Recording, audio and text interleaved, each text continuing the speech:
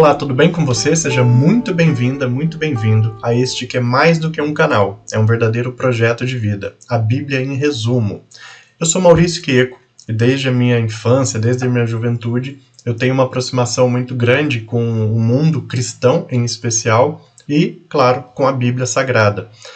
Por mais que este canal não tenha o objetivo de trazer doutrinas católicas ou protestantes ou de outras religiões em específico, nosso foco principal aqui, nosso grande objetivo, é trazer um entendimento, um conhecimento bíblico que possa ajudar você a compreender melhor o livro sagrado. Muitas vezes a Bíblia ela é interpretada, ela é apresentada de formas tão robustas, com interpretações às vezes tão aprofundadas, que aquela leitura mais simples, mais prática, mais óbvia, ela acaba ficando de lado. Então esse é o nosso objetivo. Não é deixar de lado a leitura da Bíblia, ao contrário.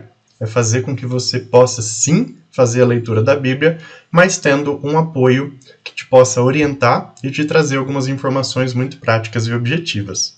Seja você cristão, seja você não cristão, independente de qual seja a sua opção religiosa, ou até mesmo se você não tiver uma opção religiosa, esse canal é feito para todos. Aqui a gente não tem como objetivo doutrinar ninguém, converter ninguém, ao contrário. O grande objetivo é apenas e tão somente compartilhar as informações bíblicas de uma forma neutra, de uma forma simples e muito objetiva. Eu peço então nesse momento que você se inscreva no nosso canal, ative a sineta de notificações e compartilhe esse vídeo com seus amigos, com as pessoas que você gosta, e assim a gente consegue disseminar ainda mais esse conteúdo tão valioso.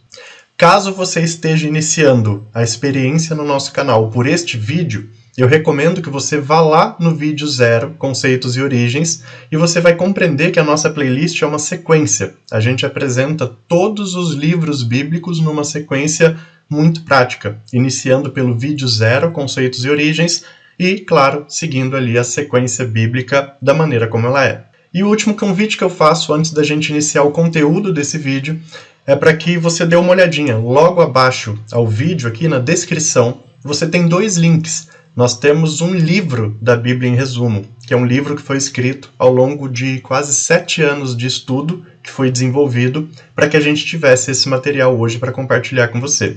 Então, por que nós temos 2 links? Você pode baixar o livro gratuitamente, sem problema algum. Você baixa em PDF no seu computador, no seu celular, no tablet, onde você achar melhor. E claro, se você quiser contribuir com o nosso projeto, você tem um link também para comprar o livro. Tá? Então você está vendo aí que na verdade a gente oferece o livro gratuitamente e aquelas pessoas que querem ajudar o nosso programa, o nosso projeto, pode fazer a aquisição desse livro, vai chegar aí na sua casa. O grande objetivo desse projeto, com a venda do livro, é fazer com que o conteúdo bíblico chegue cada vez a mais pessoas, a mais e mais longe, a mais famílias, e também a gente utiliza a parte dos lucros para poder fazer auxílio de instituições que necessitam na região aqui onde eu moro, que é Cotia, na Grande São Paulo. Então, esses são os recadinhos e agora a gente vai para o conteúdo deste vídeo. Vamos lá? Bom, e chegamos então neste momento à segunda carta de São Paulo aos Coríntios, a Corinto. A gente já explicou bastante no vídeo anterior, qual é o contexto de Corinto, uma cidade grega muito povoada, recheada de pessoas, em muitos casos até depravadas, com uma vida não muito alinhada a preceito religioso ou espiritual algum, também com muitos escravos. Então era uma grande Babel, Corinto. Ao contrário do que muitos pensam, 2 Coríntios não é uma continuação de 1 Coríntios. Assim como a gente já viu em vários livros da Bíblia, quando você tem 1 e 2, como uma continuação expressa. Aqui não. Por que existe a carta 2 Coríntios? Por que existe esse livro na Bíblia? Na verdade, são várias escritas de Paulo, vários fragmentos de cartas ou de bilhetes que Paulo pode ter escrito para os coríntios ao longo de algum tempo. Então não é uma sequência da primeira carta e nem é uma carta única. Como eu falei, reforçando, é uma soma de alguns fragmentos.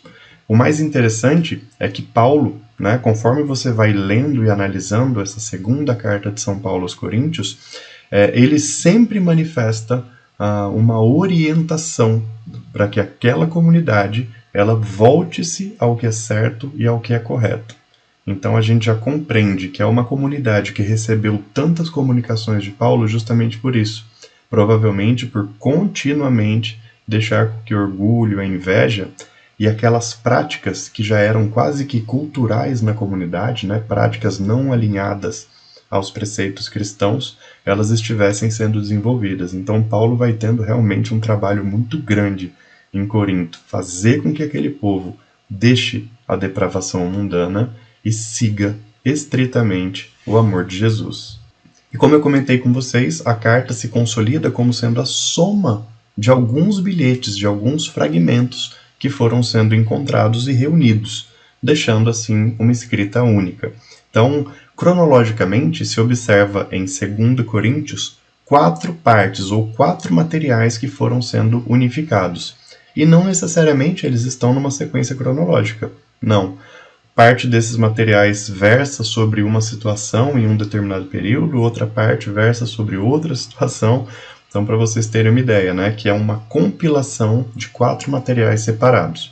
Para que vocês entendam melhor, eu vou apresentar aqui quais são esses 4 materiais que compõem 2 Coríntios. Então, o primeiro desses materiais é o fragmento de uma carta, possivelmente escrita até mesmo antes de 1 Coríntios.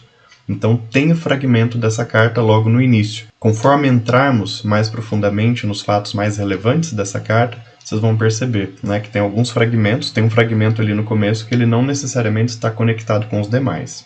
Mas o que é interessante? Como Paulo, em várias ocasiões, ele sempre manifesta esse puxão de orelha na comunidade, né, para que a comunidade sempre volte ao caminho correto, então os fragmentos, esses materiais, eles acabam sendo até parecidos, mas eles são escritos em realidades e em momentos distintos. Então, o primeiro material é este, um fragmento que remonta antes de 1 Coríntios. O segundo material presente nessa carta é um verdadeiro diário do apóstolo, né? Um diário onde ele coloca ali palavras muito severas para fazer com que o povo de Corinto eles resgatassem o amor, a misericórdia e a boa conduta. E se apresenta como um diário do próprio apóstolo, né? O próprio apóstolo escrevendo ali, né? Como as pessoas podem dedicar-se integral e amorosamente ao serviço a Cristo, a Jesus, tal até como ele estava fazendo, puxando a orelha, né, com palavras muito severas, tendo ali uma abordagem realmente bastante forte, bastante impactante.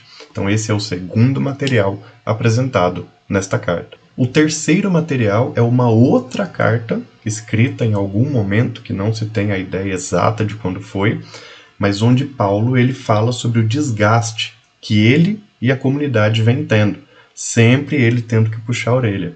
Então, a segunda carta de São Paulo a Coríntios traz esse terceiro material, que é uma carta independente escrita por Paulo. E isso acaba revelando para nós que ao longo de alguns anos houve esse desgaste entre ele, entre o apóstolo Paulo e a comunidade, especialmente suas lideranças, né? Porque existe aqui uma carta exclusiva só para falar desse desgaste. Então esse é o terceiro material que compõe a segunda carta a Coríntios. E por último, como quarto e último material, o livro ele apresenta um bilhete que orienta, que explica como as coletas devem ser feitas nas igrejas, né, nas comunidades que vão nascendo e que vão se desenvolvendo. Vocês percebem que, conforme as ações de Paulo e de outros apóstolos elas se intensificam, essa igreja de Cristo ela vai tomando um corpo físico, ela vai tendo estruturas, ela vai tendo locais de encontro, ela precisa comprar alimentos, ela precisa pagar contas. Então chega um momento que a comunidade precisa dessas orientações, né? Como a gente coleta, como é que a doação vai ser feita, como que a gente administra esse dinheiro, como é que a gente lida com as outras igrejas de Cristo, a gente pode receber dinheiro das outras, a gente pode mandar dinheiro para as outras.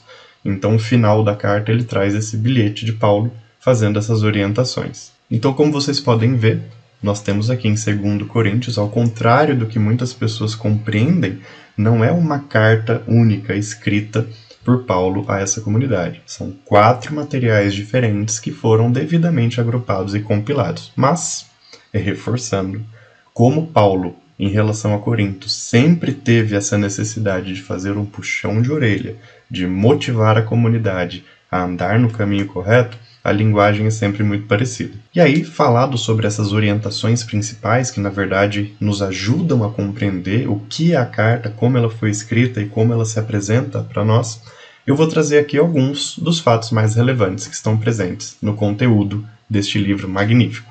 O primeiro deles é uma apresentação que Paulo faz à comunidade, sempre se apresenta desejando a paz em Cristo.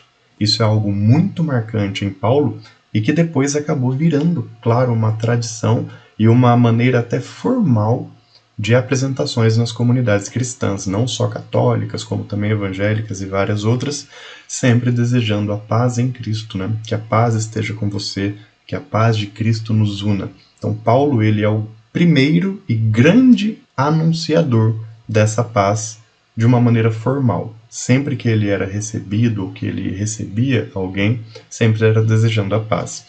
E ele apresenta também Timóteo como sendo um assistente dele, como sendo ali uma pessoa que faz parte de toda a sua vocação apostólica e missionária. Timóteo sendo também uma pessoa muito importante que atua em diversos momentos e até mesmo nesta carta, neste livro, como um coautor, possivelmente, a alguns escritos do próprio Timóteo. Bom, então, logo após essa apresentação, essa saudação, já no início ainda da carta, o apóstolo, ele comenta, né? Ele já vai explicando à comunidade nesse primeiro material, lembra que são 4 materiais diferentes na carta, falando que as tribulações, as perseguições, os obstáculos, eles não devem ser resolvidos com ações humanas, eles não devem ser resolvidos simplesmente com a intenção orgulhosa e invejosa das pessoas, que isso vai acabar tomando, às vezes, partido para que a causa seja mais humana do que divina.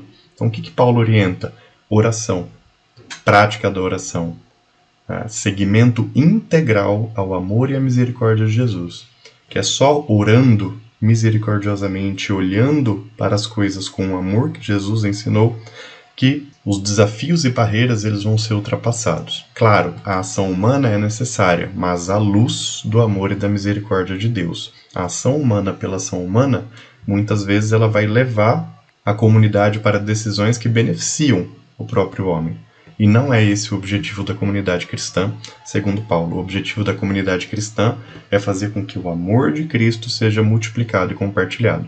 Ele fala ainda, nesse primeiro material, que a comunidade ela não fique decepcionada com ele, né? Porque num primeiro momento ele não tem como voltar a Corinto.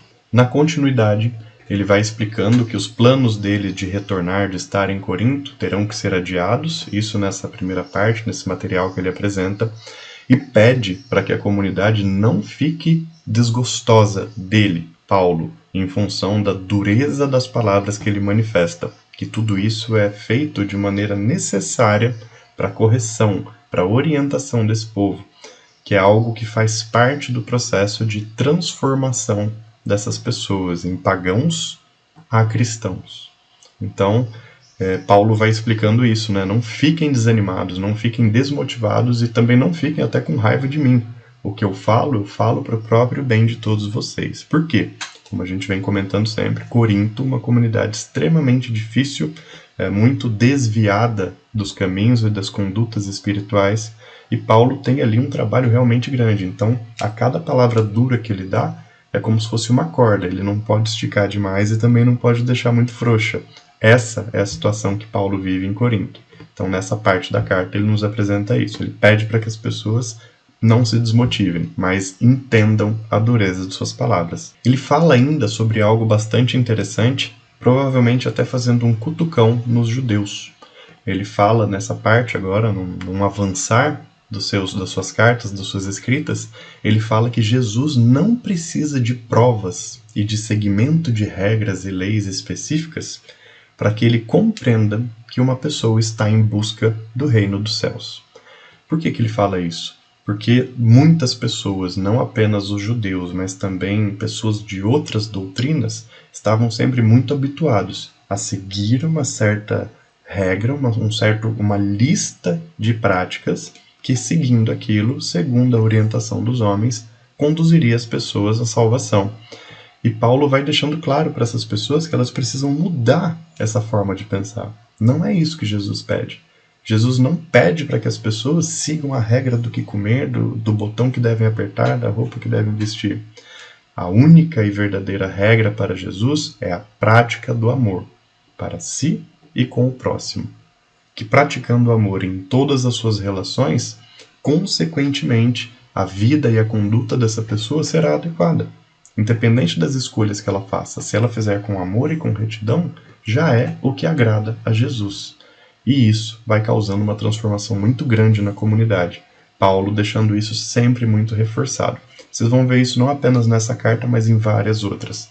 É Paulo que faz com que as pessoas compreendam. O que adianta você seguir tantas regras para alcançar a salvação, se em paralelo você tem diversas atitudes inadequadas e não amorosas? Não adianta nada. Então você está apenas com um checklist, dando ali um tiquezinho no que você fez, só que você age de uma maneira rude, invejosa, orgulhosa, sem qualquer tipo de amor e misericórdia. Paulo deixa muito claro.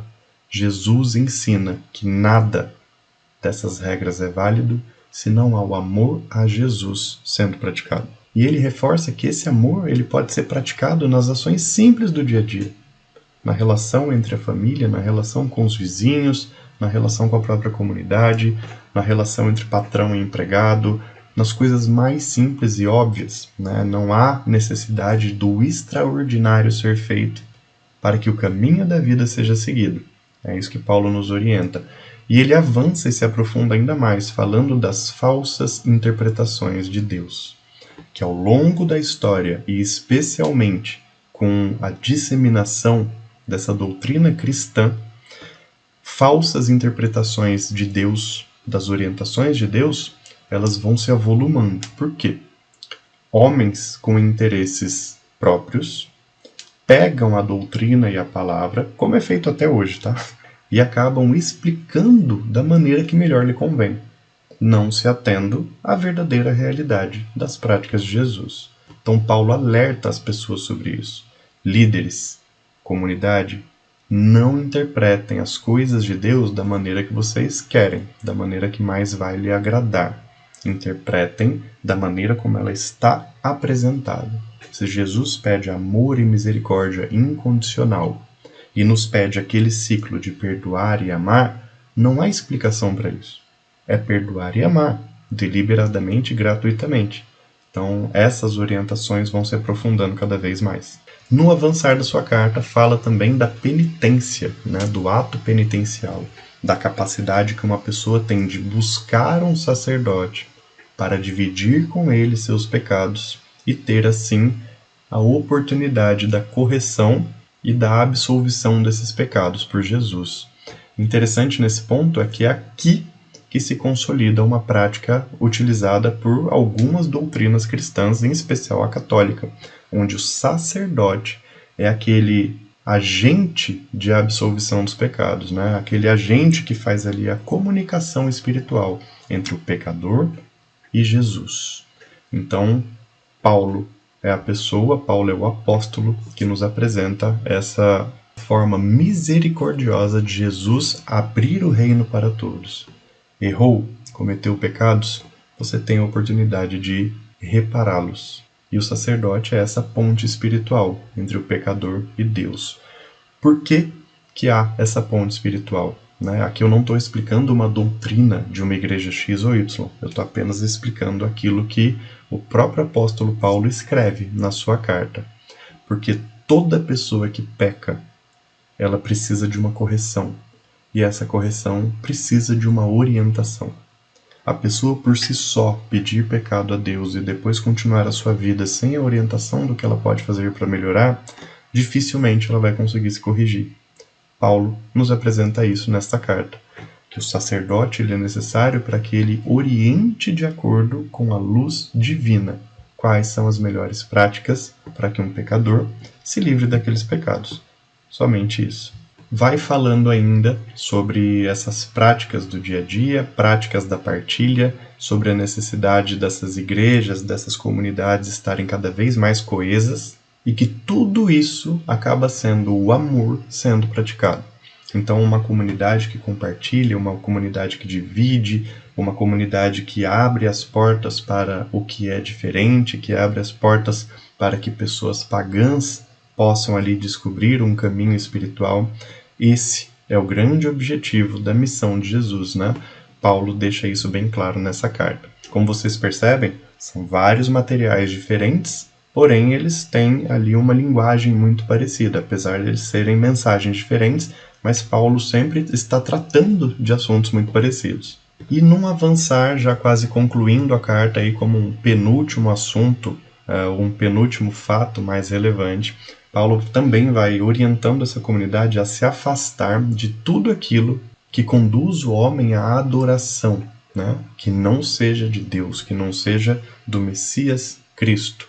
Então, vai falando de algumas práticas que podem ser feitas, né? Da adoração ao corpo, da adoração ao dinheiro, da adoração a toda e qualquer forma de fazer com que uma pessoa, um fiel, se afaste do único e verdadeiro Deus. Fala ainda nesse momento que a adoração a Deus, esse Deus que, conforme as explicações do Evangelho, se faz homem em Jesus, retorna aos céus e deixa o seu Espírito Santo com todos os homens, esse Deus que tudo fez e tudo faz. Então é por isso que ele é o único recebedor de qualquer tipo de adoração, porque ele é o único, né? Ele é o universal.